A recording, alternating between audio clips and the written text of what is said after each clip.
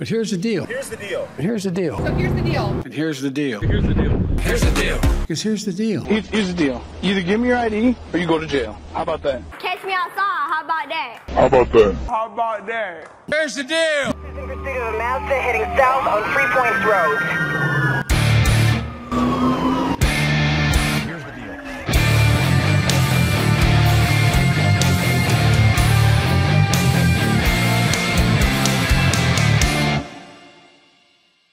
The government's constantly going, why do you need an AK-47? You don't need an AK-47. You don't need an AR-15. Buy a shotgun.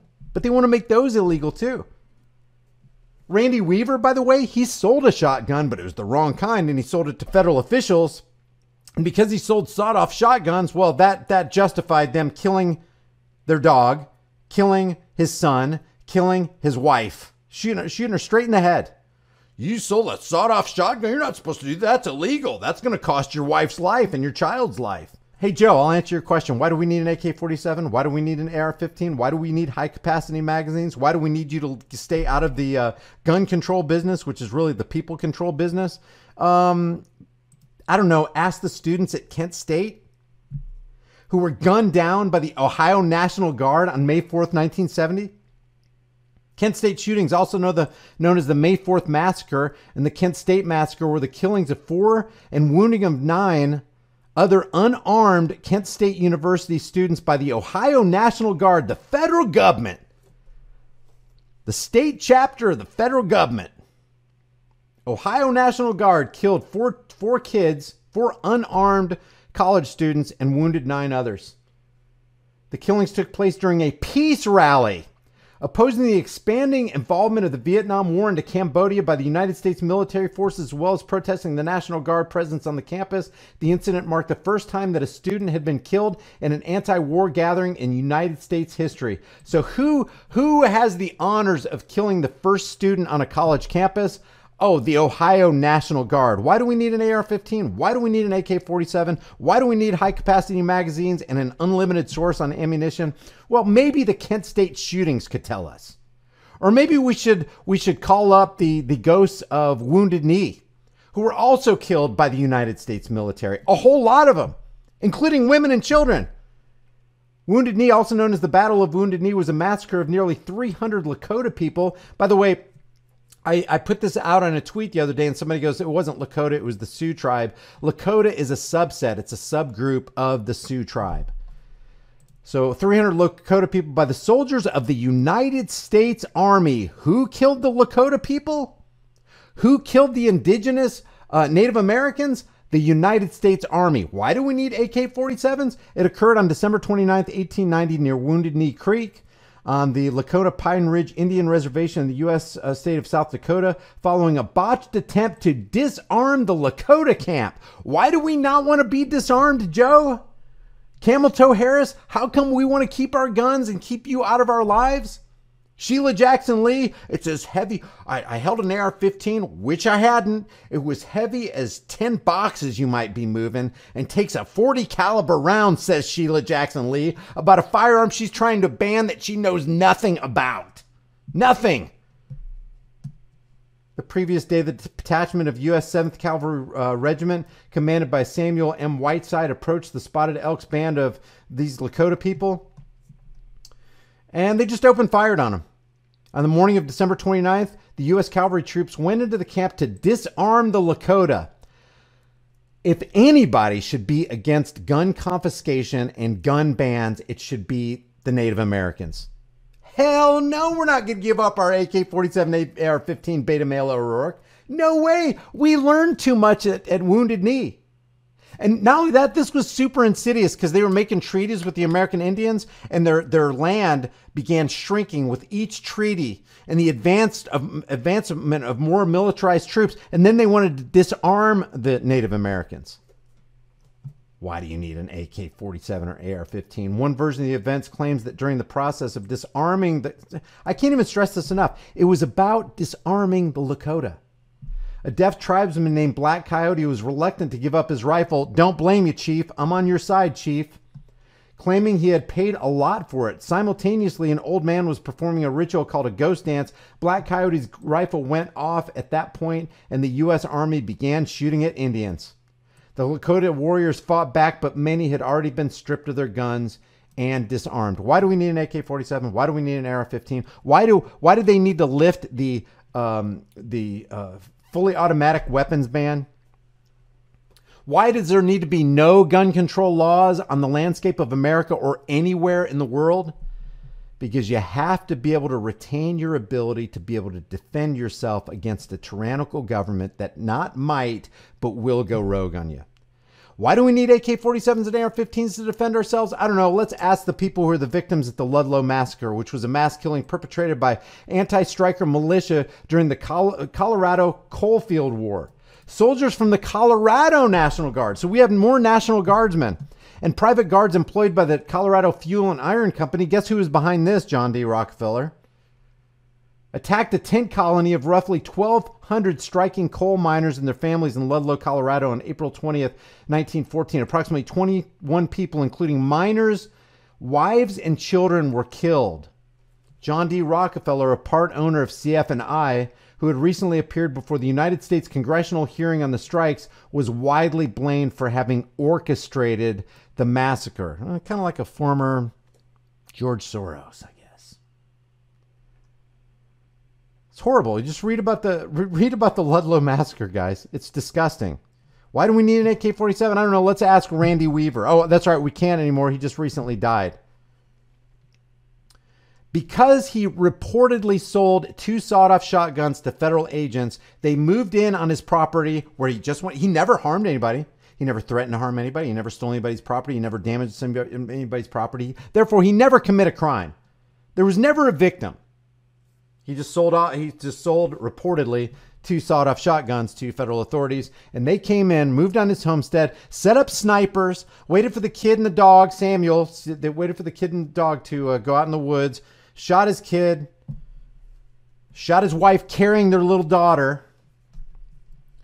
Why do we need AR-15s and AK-47s? I don't know. Maybe we should ask the children and the 76 people who died at the hands of the ATF and the FBI in Waco, Texas. And what was their crime? They were stockpiling weapons. Guys, if you're not free to stockpile weapons on U.S. soil, you're not free. This isn't the land of the free, home of the brave. I would venture to say probably most of the founding fathers who signed their name on the Declaration of Independence had stockpiles of weapons and ammunition. Thomas Jefferson says, as to the species of exercise, I suggest carrying a gun. Take it with you as your close companion on all your walks, Thomas Jefferson said. You think that guy wasn't loaded? Bet he was.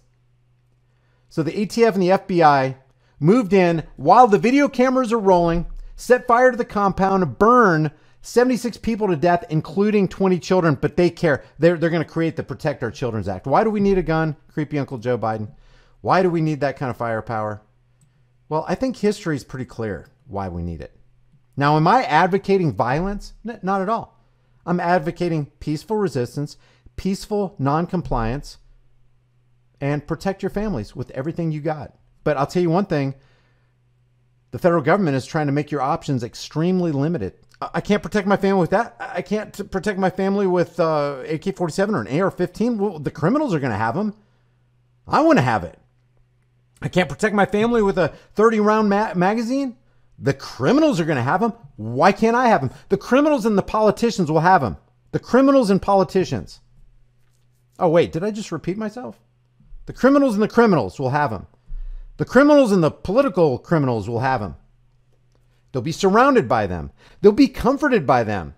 Sheila Jackson Lee is very comfortable and comforted to know that the state capitol is surrounded by men with the guns that she wants to ban for every single one of us. Very comfortable.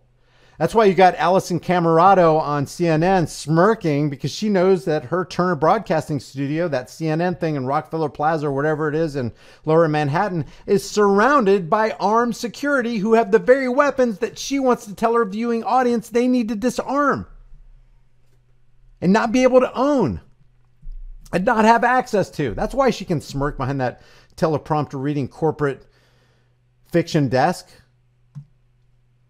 So yeah, just remember Kent State, Wounded Knee, Ludlow Massacre, Ruby Ridge, and Waco, just to name 5.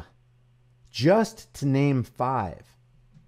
We didn't even discuss the 500,000 children that the Clinton administration admits to obliterating from the face of the earth under Secretary of State Madeleine Albright.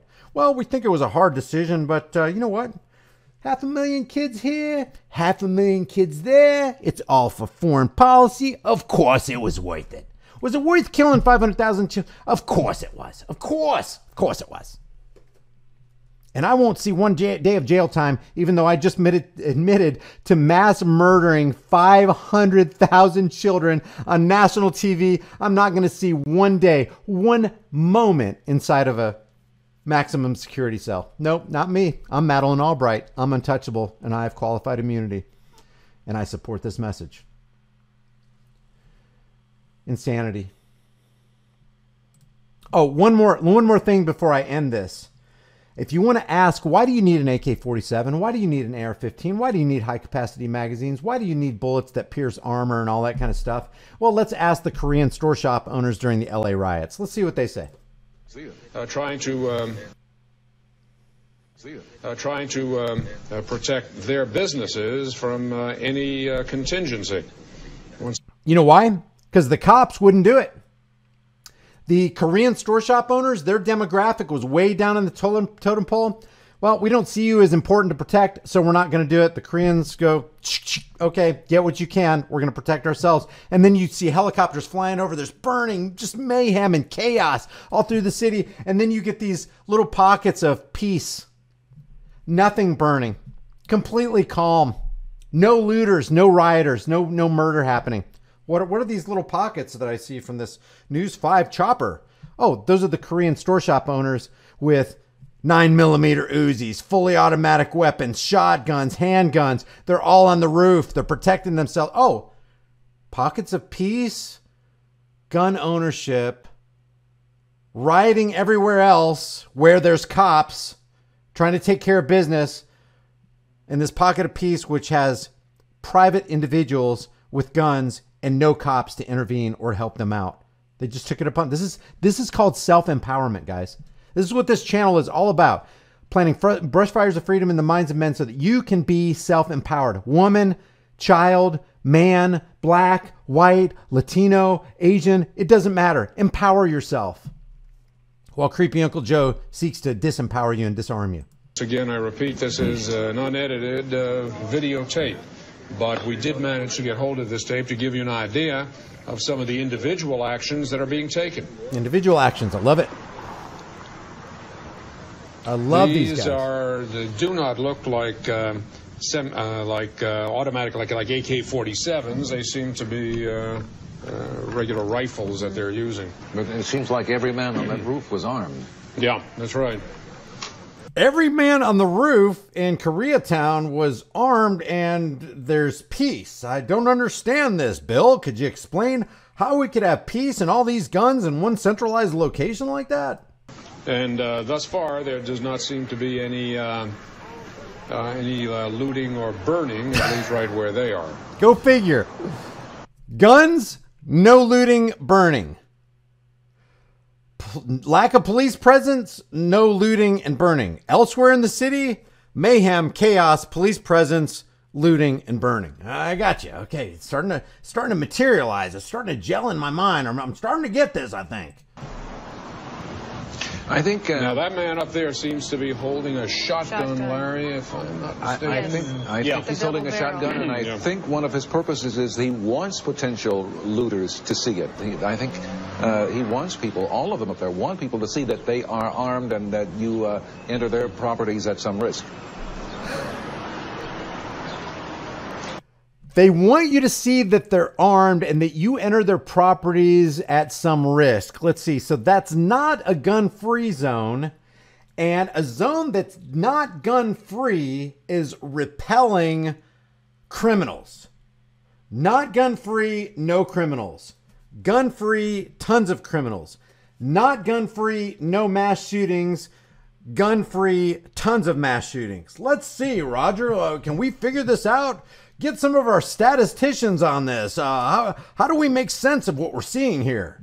You notice this is in a high-rise area. Look at the column. Not Look, exactly- everything's intact. There are no broken windows. There's no smoke. Elsewhere in the city, people are grabbing like the newsstand. They're ripping telephones out of the walls. And look at this perfect calm, like an oasis. Sure where that is. I suspect that is just south of Vermont. Yes, that's the area it looks like. I saw Right. a sign, a street sign that said 5th Street, too, a moment ago. Okay. There are a lot of armed people over there. A lot of armed people in peace. How can that be? We certainly have all the ingredients for Who does this guy look like? Doesn't that look like Emmanuel Noriega? confrontation. Yes, I just heard somebody in the group there on the audio portion of the videotape said they're coming. I don't know what that means, whether they're preparing for somebody whom they see who may be arriving. Let me just say real quick, while we're watching this. The federal government, state and local agencies don't want this. They don't want you to be armed, protecting your loved ones, protecting your property. They want you to go through background checks. They want you to get permission from the government so that you can get a license or a permission slip to do something you have a perfect right as a human being to do anyway. They want to institute red flag laws so they can go into this Koreatown and execute an extreme risk protection order and take their guns and violate their Fourth Amendment right and violate their Second Amendment right. Government does not want this peace. Government does not want you to self-protect, to self-govern, to self-empower. They don't want that. They want the exact opposite. To do something to them. Look at the elsewhere in the But city. it certainly Look. seems that they are preparing for some kind of confrontation. Or perhaps they were referring to law enforcement that were coming. Something Larry, is about to happen there. I've just been informed that the Korean language newspaper says that 100 businesses have been hit in Korean-owned businesses in the area. There was one, I was hoping this would be it, but there was one news thing where it said, well, Larry, is that it looks like he has a 9mm Uzi. Yeah, one of our experts on the scene said that is an Uzi. So they had automatic weapons, they had semi-automatic weapons, they had shotguns, they had handguns. The point is, they were empowering themselves and they're like, you know what? We can't depend on the police. They're not going to come around and help us. We're going to have to help ourselves. And what did it yield? It yielded peace. They don't want to use defensive force, but if they have to, they got the equipment that it takes to put down the threat. Joe Biden, he wants you to be disarmed. That's what this is about.